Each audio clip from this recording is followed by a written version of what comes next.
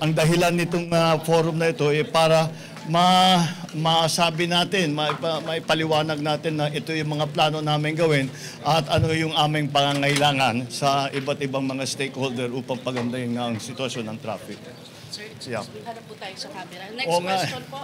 Ian, GMA7. Mr. President, I'm here. Oh, yes. Sir, as we all know, yung mga face-to-face classes na suspend po in many schools kasi po sa extreme heat, we might face the same problem po sa 2025 and 2026 dahil sa projection po ng DepEd 2026 to 2027 pa maibabalik sa old school calendar yung pasok ng mga bata. So ang hiling po ng ibang mga sektor, baka daw po pwedeng pabilisin para hindi na po mahirapan yung mga bata. Ibalik na po sa April, May yung bakasyon nila. Ano pong take nyo dito? Oo. Ay, ang problema talaga yan. Ang naging problema niya is the climate change. Dahil nagbago ang weather, iba yung season, kagaya ngayon. At hindi naman natin inaasahan na ganito. Well, usually by now, napakainit na. Pero maaga pa, mainit na talaga. Kaya kailangan namin mag-adjust.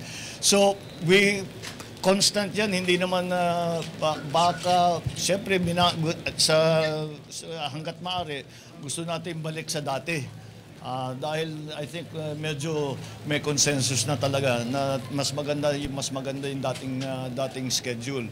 Kaya hindi naman sinasabi na hindi natin gagawin before next year or the year after that. Susubukan namin gawin, sa aming palagay, baka mahirapan pa tayo, ngunit hanggat may paraan, gagawin natin ang paraan para mapaaga at mapabilis ang pagbalik sa normal na schedule ng mga bata. Next question, Julie Baisa, 1PH.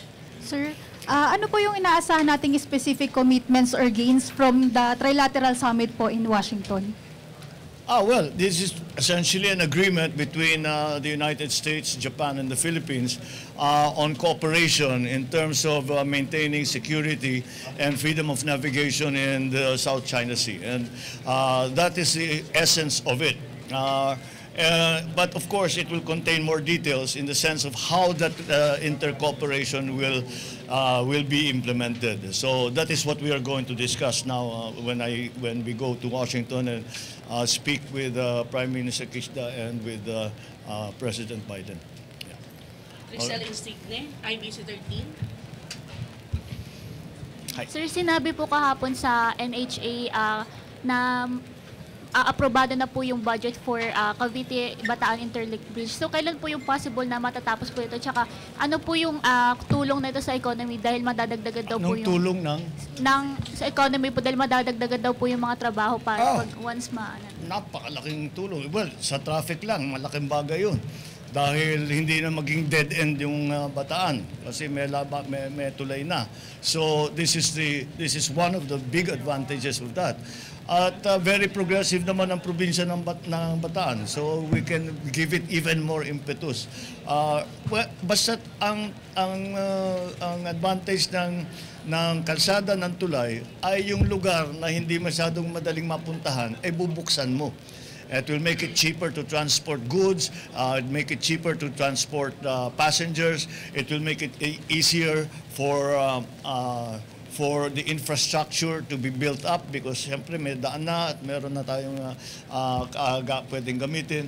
So the only downside to that is that it takes a long time. It's a 32-kilometer bridge. A 32-kilometer bridge, it is the second longest bridge in the world ang ating ginagawa. So it will take a little bit of time. But I do not see any delays. Sa ngayon, ano bang projection natin sa Bataan Cavite? Where is well, as I said, we have started already the pre-engineering, the pre-planning. So it will take a little time, but we have to start sometime. The other bridge that we are now looking at very closely is the Panay-Guimaras Negros. That is also another long bridge that we are doing. The same thing, bubuksan mo. That's what happens is you open to business, you open to all of the opportunities, a place that did not have that access before. That's the main point of all of this.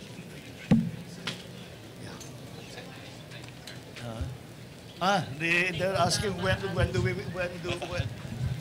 Bataan Cavite. Bataan Cavite Bridge, sir. Actually, yung Bataan Cavite Bridge is a project of the Department of Public Work and Transport. No? They are now working closely with ADB. Ginagawa na rin yung detailed engineering design. No? But yung procurement mag-start na. Yung phase 1, this is from Cavite going to Bataan, no? And then Bataan going to Cavite also. Yan, ito si Secretary Bunoan. Yes po. Yung ano daw status nung Yung first semester po nito, we are now inviting ho yung mga international contractors who has the experience dito sa ganitong klaseng proyekto. And by siguro itong first semester, we will now be bidding out yung dalawang land-based segments. No, saka sa Bataan at saka dito sa Cavite. And then by the second semester, yung additional 2 other segments. Para this year, siguro mga 4 segments. Kasi 6 na segments po yan eh. So yung mahaba yung gitna. Yung pinakamahaba hong segment nito, yung 900 meters na cable stayed bridge, cable stayed structure. Siguro baka ma-bid na rin namin ito this year. All right. Last question, Ms. Pia Gutierrez. Sir, your reaction lang po on the supposed gentleman's agreement between your predecessor and China.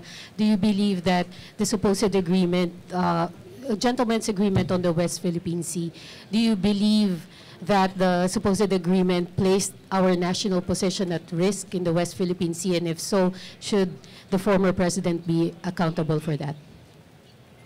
Well, it turns out we don't know. It is a secret agreement. We don't know anything about it. There is no documentation. There is no record. There is no. We were not briefed when I came into office. Walang nagsabi sa amin na merong ganung usapan. So we're trying to really up to now, because from the former administration, iba-iba ang sagot eh. Sabi ng isang opisyal dating government official under the previous administration, there's no such agreement. Sabi naman ng isa, no, there is, and we should honor it. Sabi naman ng iba, maganda yan. Sabi ng iba, hindi maganda yan. Hindi pa namin alam kung ano ba talaga yung agreement na yan. But, kung ang sinasabi sa agreement na yan, na kailangan tayong magpermiso sa ibang bansa para gumalaw sa ating sariling teritoryo, ay mahirap sigurong sundan yung ganyang klaseng agreement. I